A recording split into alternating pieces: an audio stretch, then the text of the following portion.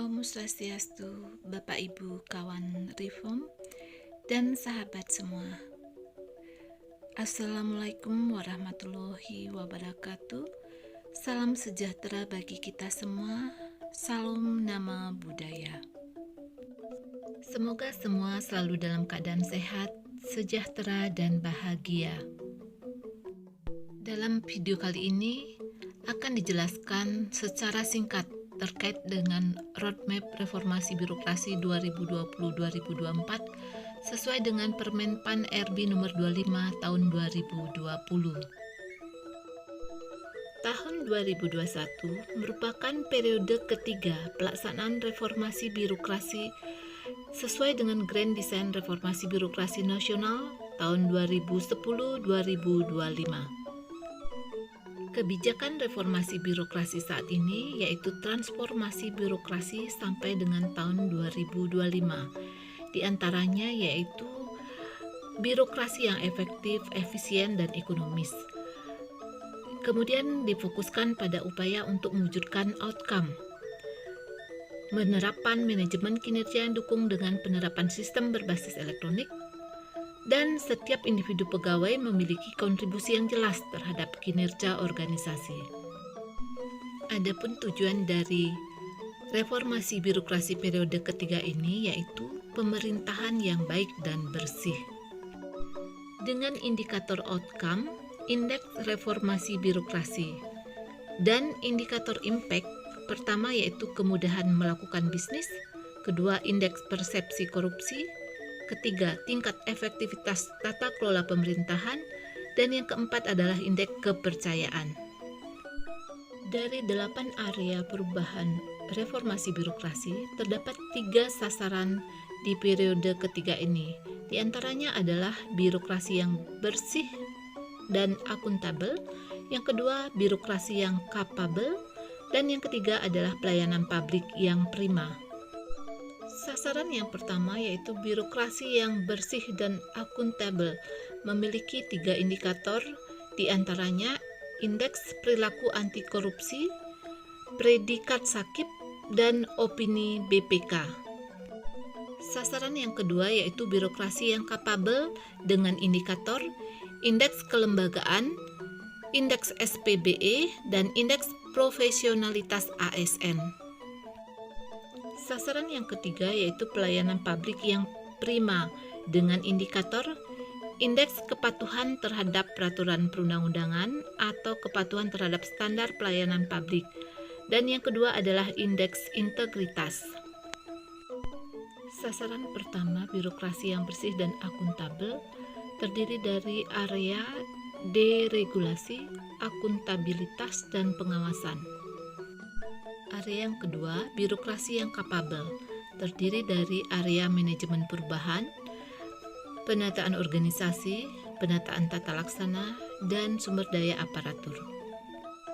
Sedangkan untuk sasaran yang ketiga, yaitu pelayanan publik yang prima, dengan area perubahan, meningkatnya kualitas pelayanan publik.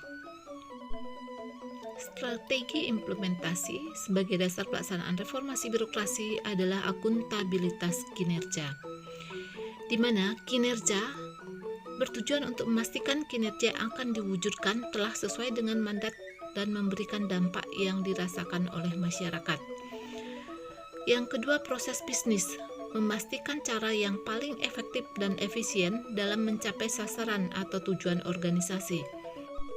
Yang ketiga, struktur organisasi, yaitu memastikan organisasi yang paling tepat fungsi dan tepat ukuran untuk menjalankan proses bisnis dalam mencapai sasaran ataupun tujuan organisasi. Yang keempat, manajemen sumber daya manusia, di mana memastikan standar kompetensi sumber daya manusia untuk mengisi struktur organisasi yang telah dirancang. Keempat hal tersebut tentunya tidak terlepas dari peraturan perundang-undangan dan pengawasan, di mana penataan peraturan perundang-undangan itu untuk memayungi legalitas setiap pelaksanaan aktivitas organisasi, sedangkan pengawasan untuk memastikan setiap aktivitas bebas dari penyimpangan dan risiko pencapaian tujuan. Kita lanjutkan ke faktor keberhasilan pelaksanaan reformasi birokrasi. Terdapat 6 faktor yang mempengaruhi keberhasilan reformasi birokrasi. Di antaranya komitmen pimpinan, self-vision, self-improvement, kemudian pelibatan masyarakat yang dilayani, strategi komunikasi, serta monitoring dan evaluasi perkembangan dari pelaksanaan reformasi birokrasi. Yang pertama yaitu komitmen pimpinan dan keterlibatan aktif dari pimpinan tertinggi sangat mempengaruhi keberhasilan pelaksanaan reformasi birokrasi. Yang kedua yaitu self-vision, merupakan visi bersama atau harapan bersama yang ingin dicapai suatu organisasi.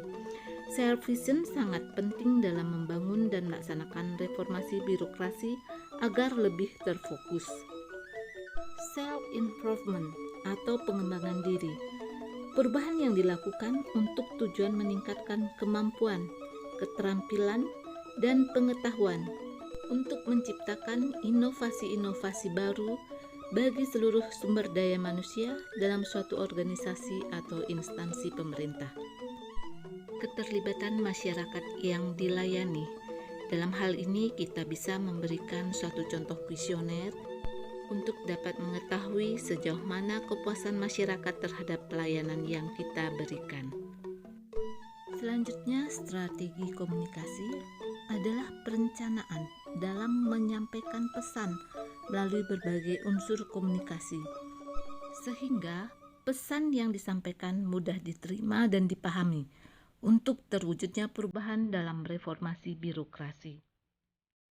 Dan yang terakhir adalah monitoring dan evaluasi perkembangan pelaksanaan reformasi birokrasi.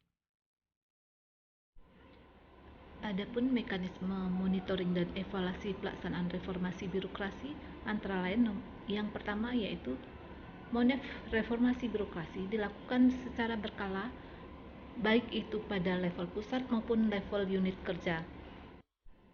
Monef difasilitasi oleh tim asesor dan tim manajemen perubahan. Yang kedua, Monef dilakukan untuk mempertahankan agar rencana aksi dapat berjalan sesuai dengan jadwal, target-target, dan tahapan sebagaimana telah ditetapkan.